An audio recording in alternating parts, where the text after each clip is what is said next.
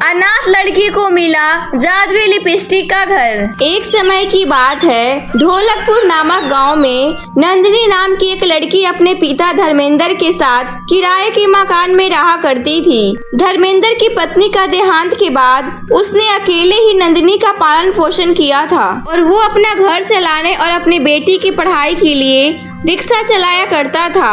वो अपनी सारी कमाई बेटी नंदिनी की पढ़ाई लिखाई में लगा दिया करता था, लेकिन तभी एक सड़क दुर्घटना में उसकी मौत हो जाती है और वो भी नंदिनी को इस दुनिया में अकेला छोड़कर चला जाता है। इसके बाद नंदिनी बिल्कुल अनाथ हो जाती है और अपने पिता के जाने के बाद धीरे धीरे वक्त के साथ नंदिनी अपने आप को किसी तरह संभाल के जिंदगी में आगे बढ़ने की कोशिश करती है। लेकिन समय के साथ साथ नंदिनी की आर्थिक स्थिति तो बहुत खराब हो जाती है और उसके पास खाने पीने के लिए बिल्कुल भी पैसे नहीं बचते हैं। उसे पानी पीकर ही अपना पेट भरना पड़ता है। तभी एक दिन नंदिनी अपनी स्कूल जाती है। तभी उससे उसकी स्कूल की प्रिंसिपल कहती है, सुनो नंदिनी, तूने कई महीने से अपने स्कूल की फीस नहीं जमा की है, जिस वजह से हमें तुम्हें स्कूल से बाहर निकलना पड़ेगा। प्लीज मैम ऐसा मत करिए, मेरे पिताजी का देहांत हो गया है और इसी वजह से मैं स्कूल की फीस नहीं भर पा रही हूँ, क्योंकि मेरे पास बिल्कुल भी पैसे नहीं बचे हैं। अगर आपने मुझे स्कूल से निकाल दिया तो मैं अपनी पढ़ाई पूरी नहीं कर पाऊंगी और ना ही मैं अपने पिताजी का सपना पूरा कर पाऊंगी। इसीलिए प्लीज मैम मुझे स्कूल से मत निकालिए। नंदिनी, मैं तुम्हारी बात समझ सकती हूँ, लेकिन मैं इसमें तुम्हारी कोई मदद नहीं कर सकती, क्योंकि हमारे स्कूल के भी कुछ रूल्स रेगुलेशन हैं जो कि मैं तुम्हारे लिए बदल नहीं सकती। इसलिए तुम्हें अभी स्कूल छोड़कर जाना पड़ेगा। इस तरह नंदिनी प्रिंसिपल से बहुत विनती करती है, लेकिन प्रिंसिपल उसकी एक भी नहीं सुनती है और उसे स्कूल से बाहर निकाल देती है। और वही समय पर घर की किराया ना देने पर उसकी वजह से मकान मालकिन भी नंदिनी को घर से बाहर निकाल देता है। इसके बाद नंदिनी मदद मांगने के लिए अपने मामा मामी के पास जाती है, जहाँ उसकी मामा उसे कहता है, नंदिनी बेटा तू चिंता मत कर, मैं हूँ ना, आज से तू मेरे साथ मेरे घर पर रहेगी। नंदिनी के मामा दिल के बहुत अच्छे इंसान थे, इसीलिए वो नंदिनी को अपने घर पर रखने के लिए तैयार हो जाते हैं। लेकिन वही नंदिनी की मामी रीना बहुत ही घमंडी और दुष्ट किस्म की औरत थी। वो नंदिनी को बिल्कुल भी पसंद नहीं करती थी। इसीलिए वो एक दिन अपने पति से कहती है, अरे आपका दिमाग खराब हो गया था क्या? उस दिन जो आप इस गरीब अनाथ लड़की को रहने के लिए इस घर में इजाजत दी थी, मैं और उस अनाथ लड़की को अपने घर में और मुफ्त की रोटियां तोड़ने नहीं देख सकती। अरे मेरा ये घर कोई अनाथ आश्रम नहीं है जो कोई भी अपना मुंह उठाकर यहाँ रहने के लिए आ जाएगा। अरे रीना, यह तुम कैसी बात कर रही हो? नंदिनी मेरी बहन की बेटी है और दीदी और जीजा के जाने के बाद इस दुनिया में हमारे सिवा उसका है ही कौन? और हम उसे ऐसे समय में साथ नहीं देंगे तो वो बेचारी अकेले कहाँ जाएगी? अरे भाड़ में जाए वो, लेकिन तुम मेरी बात ध्यान से सुन लो। अगर तुमने उसे अभी इस घर से बाहर नहीं निकाला तो मैं हमेशा हमेशा के लिए अपने मायके चली जाऊंगी। फिर रहना अपनी अकेले उस बेटी के साथ। नंदिनी कमरे के बाहर खड़ी अपने मामा मामी की सारी बात सुन लेती है और उनके दिल में इतना नफरत देखकर नंदिनी को बहुत बुरा लगता है। वो उन लोगों को बिना कुछ बताए उनका घर छोड़कर चली जाती है और इस तरह नंदिनी के पास जीने के लिए कोई सहारा नहीं बचता। अब वो पूरी तरह से लाचार हो चुकी थी। हे भगवान, अब मैं क्या करूं? कहाँ जाऊं?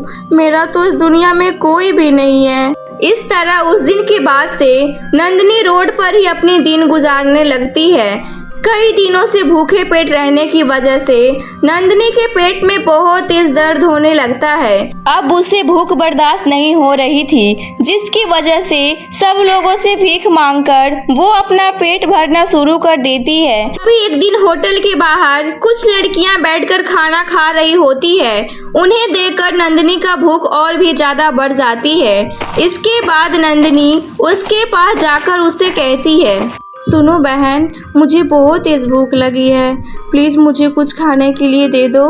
नंदिनी की ऐसी हालत देखकर उसकी मदद करने की बजाय वो उल्टा लड़की नंदिनी का मजाक उड़ाने लगती है और उससे कहती है, अरे तुम्हें भूख लगी है? चलो ठीक है, मैं तुम्हें खाने के लिए दूंगी, लेकिन उससे पहले तुम्हें हम लोगों को गाना गाकर सुनाना होगा, तभी हम तुम्हें रोटी देंगे। उन लड़कियों की बात सुनकर नंदिनी ना चाहते हुए भी उन लोगों के सामने गाना गाने लगती है। इस समय एक लड़की स्मोकिंग करते हुए नंदिनी के ऊपर धुआं उड़ाने लगती है, जिसकी वजह से नंदिनी को जोर जोर से खांसी आने लगती है और वो गाना नहीं गा पाती है। अरे तुमने तो हमारा पूरा मूड ही खराब कर दिया। तुम्हें तो बिल्कुल भी गाना गाने नहीं आता है। अब तुम्हें खाने के लिए कुछ भी नहीं दूंगी, चलो जाओ यहाँ से।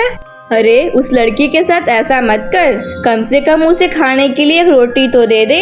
इतना कहकर वो लड़की नंदिनी के आगे एक रोटी का टुकड़ा फेंक देती है और फिर उससे कहती है, अरे अब सोच क्या रही है, जल्दी से उठाकर उसे खा ले, वरना कोई गली के कुत्ता आकर इसे खा लेगा। अपनी गरीबी का उन लड़कियों को इस तरह मजाक उड़ाता देख नंदिनी का दिल पूरी तरह से टूट जाता है। उसके आंखों में आंसू आ जाते हैं और फिर नंदिनी कहती है, बस बहुत हो गया, अब मैं और ये सब बर्दाश्त नहीं कर सकती हूँ। मुझे ऐसी मतलबी दुनिया में नहीं जीना है, यहाँ हर कोई एक दूसरे की तकलीफों का सिर्फ मजाक उड़ाता हो। पिताजी, माँ, अब मैं भी आपके पास आ रही हूँ, अब मैं और यहाँ नहीं रह सकती। इतना कहकर नंदिनी भागते हुए जंगल की बाहर एक नदी के पास पहुंच जाती है और उसके अंदर छलांग लगा देती है। लेकिन जैसे ही नंदिनी उस नदी के अंदर छलांग लगाती है, वैसे ही एक सुंदर सी जलपरी नंदिनी को बचाकर वापस नदी के बाहर निकाल देती है और फिर उसे कहती है, नंदिनी, आज से यह जादुई लिपस्टिक का घर तुम्हारा है। तुम्हें इस घर में किसी भी चीज की कोई तकलीफ नहीं होगी और यह जादुई लिपस्टिक का घर तुम्हें तुम्हारी जरूरत की सारी चीज देगा। इसलिए अब तुम्हें किसी के सामने हाथ फैलाने की कोई जरूरत नहीं है। तुम अपने आगे की जिंदगी सुकून से जी पाओगी। अब तुम अपनी आगे की जिंदगी सुकून से जी पाओगी। आपका बहुत बहुत शुक्रिया जादुई जलपरी। आज आपने ये जादुई लिपस्टिक का घर नहीं बल्कि मुझे जीने का एक सहारा दिया है। मैं आपका ये एहसान कभी नहीं भूलूंगी। इस तरह नंदिनी उस जादुई लिपस्टिक के घर में अब बड़े ही आराम से रहने लगती है। अब और उसके जिंदगी में किसी भी चीज की कोई तकलीफ नहीं होती। जादुई लिपस्टिक घर की मदद से नंदिनी अपने स्कूल में एडमिशन वापस फिर से करवा लेती है और अपने आगे की पढ़ाई पूरी करके अपने माता पिता का सपना पूरा करती है और खुशी खुशी रहने लगती है।